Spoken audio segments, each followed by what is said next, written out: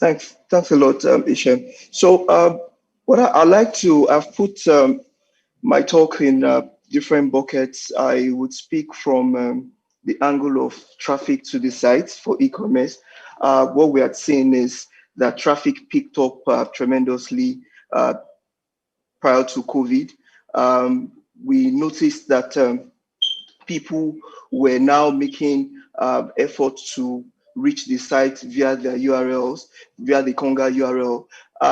If we looked at it from a internal tracking point of view, what we noticed was that there was a gradual shift of users from a normal organic channel to a direct channel. What that meant was that we started to see that people were making conscious efforts to hit the Konga URL without any form of marketing effort, right? Then we also noticed that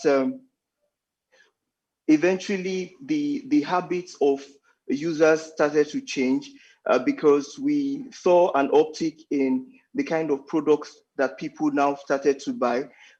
People started to buy items like groceries, specifically. People would buy drinks that they normally would not buy online.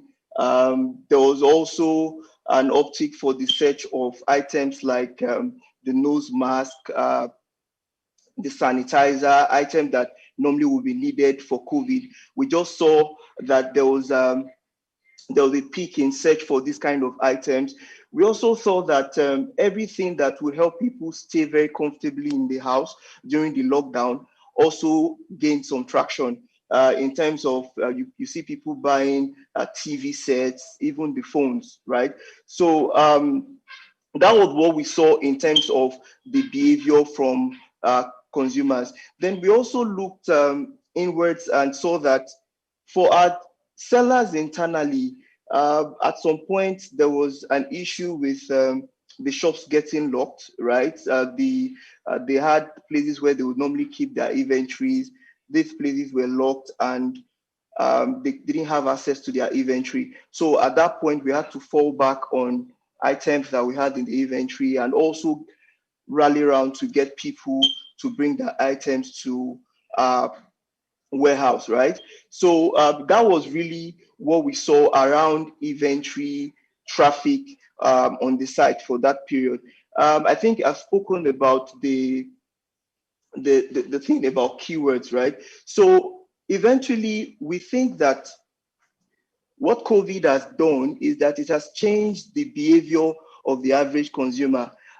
Whereas there were a lot of items that they would normally not come online to search for, we've seen that even after the peak period of the pandemic, that we've not witnessed any form of dip in terms of usage, and that's really something to be happy about.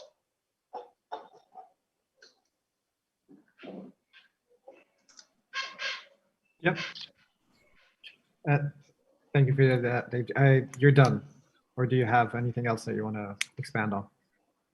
I think another thing that I would want to add is that we also noticed that some big FMCG players, right, that would ordinarily not have strategies for e-commerce are beginning to give attention to e-commerce, right? They usually would not have this plan of having their items displayed online. The big with like the Nestle, the Unilevers, they're all trying to see how they can have presence on the e-commerce platform. And the truth is, where we start to have big players like that come online, what you normally expect is that channel. Because if you retrospect very well, what we experience is that of adoption, usage. We want to get people to climb the internet, and where people are able to climb the internet, they're able to climb the internet where you have good pricing, you have product assortment, you have that wide range that will cause people to leave the traditional brick and mortar, and there's a value proposition for online. Yeah, thank you for that. And I, as as a user of these platforms, well, actually, my wife is the user of these platforms. I can tell you, we at our household went from actually using one of these e-commerce platforms to now I think we have like 5, 6 of them. So we're not just locked down to one anymore. And I was joking the other day saying I have people knocking on my door delivering things throughout the whole day, just random stuff, leaving it at the door. And I saw one of the delivery guys walking into the building the other day, just pushing this massive cart of all these things that they have delivered. So that is definitely something that I've witnessed firsthand, having changed.